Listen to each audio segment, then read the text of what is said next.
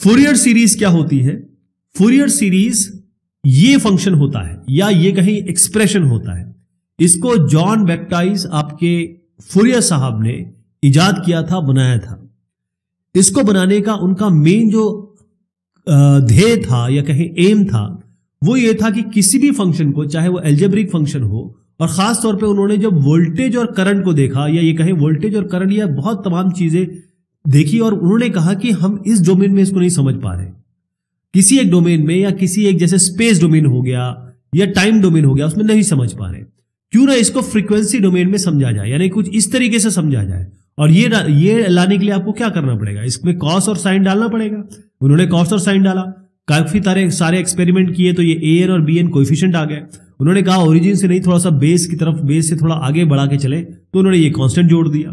तो ये सारी चीजें ऐसे आई हैं, साइन और कॉस इसलिए जुड़ा हुआ है।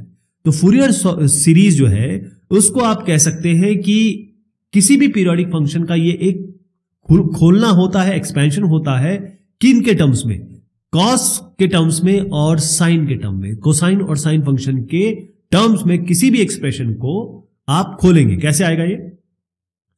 पहली चीज ये है कि साइन जहां 0 होता है वहां cos 1 होता है, और cos जहां 0 होता है वहां sin 1 होता है, यानी दोनों एक दूसरे के उल्टे चलते हैं, परपेंडिकुलर चलते हैं। इसीलिए साइन और cos की ऑर्थोगोनैलिटी रिलेशनशिप का फूरियर सीरीज ने इस्तेमाल किया। अब आपको मैं एक बात बताता हूं कि यहां पर मैंने एक इमेज बना ली। इमेज क्या होती है? इमेज में केवल पिक्सल्स होते हैं इस तरीके से, है ना, या नंबर होंगे, ब्राइटनेस वैल्यूज होंगी। हाँ, ये केवल वैल्यू है, मान लीजिए इसकी वैल्यू है 25। ये 25 से कैसे पता चलेगा क्या है, कितने 25 है? तो इसको हम कन्वर्ट करना चाहेंगे फ्रीक्वेंसी डोमेन में। अभी ये स्पेशल डोमेन में है, इस फ्रीक्वेंसी डोमेन में लाके इसको बहुत अच्छे से समझा जा सकता है इमेज को, और बहुत सारी इस इमेज प्रोसेसिंग एक्टिविटी की जा सकती है। इसलिए फूरियर सीरीज का यूज होता है। तो इसीलिए आप देखेंगे फूरियर सीरीज का उपयोग इमेज प्रोसेसिंग में बहुत ज्यादा होता है। Image analysis, image filtering, image reconstruction, image compression. अब आते हैं डेटा कम्युनिकेशन पे। आपने देखा होगा कि हम ये जो वोल्टेज और करंट है इसको हम कैसे भेजें, इसको भेज कैसे सकते हैं, कैसे हम इसको फ्रीक्वेंसी में नापें, और किस तरीके से हम वेव फ्रंट को बिट्स में कन्वर्ट करें और बिट्स को वेव फ्रंट में कन्वर्ट करें। तो उसके लिए हम फूरियर सीरीज का इस्तेमाल करते हैं। तो डेटा कम्युनिकेशन में फूरियर सीरीज का बहुत ज्यादा उपयोग है। फूरियर सीरीज को इस तरीके से समझिए कि मान लीजिए मेरे पास एक पीरियोडिक फंक्शन है fx, ये पीरियोडिक फंक्शन हो गया।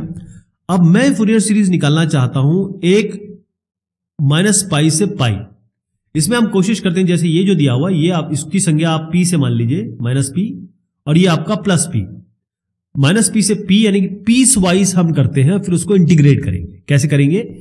एक फंक्शन को हम फूरियर सीरीज निकालना चाहते हैं, तो यहां से यहां तक -p to p क्या होता है? -p to 0, और 0 से लेकर p, यानी कि ये कितना बना टोटल? 2p। तो ध्यान रखिएगा जो पीरियड होता है वो 2p, L बराबर 2p है। तो इसमें यहां जो नीचे आ रहा है वो p कैसे आ रहा है? जब -π to π है, यानी कि इस p की जगह आप क्या रखने वाले हैं? पाई रखने वाले हैं। ये क्लियर हो गया? मतलब पीस वाइज चलते हैं इसमें। अब आप आइए ये तीनों पे। ये तीनों जो सीरीज है ये 1 से लेकर इनफाइनाइट जा रही है। ये कांस्टेंट टर्म है a0/2, कई जगह आप ये c भी देखेंगे। यहां पर दूसरा कोएफिशिएंट है या तीसरा कोएफिशिएंट है, इस कोएफिशिएंट के साथ कॉस का टर्म है, इस कोएफिशिएंट के साथ साइन का टर्म है। कॉस और साइन मैंने आपको समझा दिया। अब इसमें जो ये a0 आप रखेंगे वो ये रखेंगे 1/p -p to p fx dx। जैसे मैंने बताया आपको -p to p करना, अगर -1 से लेकर 1 तक करना है तो यहां पर -1 से 1 करेंगे, इसकी जगह 1 रखेंगे, ऐसा चलेगा। an क्या होगा? 1/p -p to p, सबका इंटीग्रेशन यही है, -p to p। यहां पर आप fx cos के साथ रखेंगे an, और bn क्या रखेंगे? fx sin के साथ। क्लियर है? अब इनको रखने का ये an, bn और a0 आया कैसे? इससे कैसे निकाला गया? बस सीधा मल्टीप्लीकेशन किया, पूरे को cos से एक टर्म आ गया, पूरे को मल्टीप्लाई किया sin से एक टर्म आ गया, और इसी तरीके से ये a0 आ गया। तो इसको निकालने का तरीका बहुत आसान है, इसमें डिटेल में नहीं जा रहे हैं। ये आए ऐसे हैं इसमें, क्योंकि cos और sin की बहुत सारी प्रॉपर्टी होती है, कैंसिलेशन हो जाते हैं, इसीलिए हम इस फूरियर सीरीज से ये कोएफिशिएंट निकालने में सक्षम हुए। इससे पहले कि हम एक्चुअल एग्जांपल देखेंगे, फूरियर सीरीज में आपको एक चीज ध्यान रखनी है, जहां भी आपका sin n π आया, मतलब sin 1 π, sin 2 π, sin 3 π, sin 20 पाई, कुछ भी n पाई आ रहा है उसको आप सीधा 0 कर दीजिए।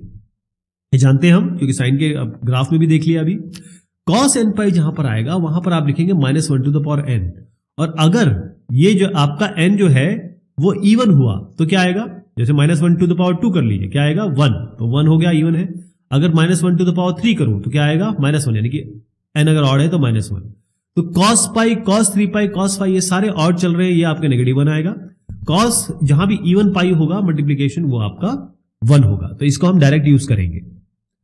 फूरियर सीरीज इस तरीके से होती है, इसी को आपको ध्यान रखना है।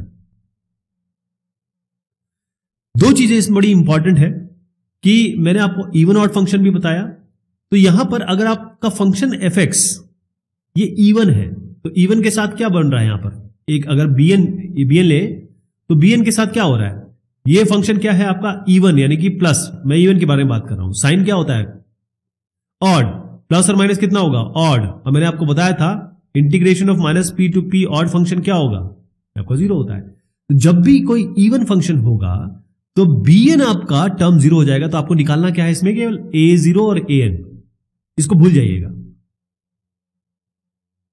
दूसरा, अगर fx ऑड है तो मैंने आपको क्या बताया था, अगर ऑड फंक्शन होगा यहां पर ऑड होता है तो -p टू p आपका 0 हो जाएगा, है ना। तो देखते हैं a0 पे आइए, a0 क्या होता है, a0 है आपका fx तो ये ऑड ही है, तो ऑड फंक्शन का क्या होगा 0, तो a0 भूल जाइएगा। an पे आइए, ये ऑड है ये इवन है, मैंने बताया था नेगेटिव और पॉजिटिव क्या होता है, नेगेटिव होता है, यानी कि पूरा पूरा अंदर कितना हो जाएगा ऑड हो जाएगा। तो जो ऑड फंक्शन होता है उसका नेगेटिव p टू p क्या होगा 0 होता है। तो जब आपका फंक्शन ऑड होगा तो a0 और an को भूल जाएगा, ये आपको नहीं निकालना है, केवल bn निकालना है, राइट।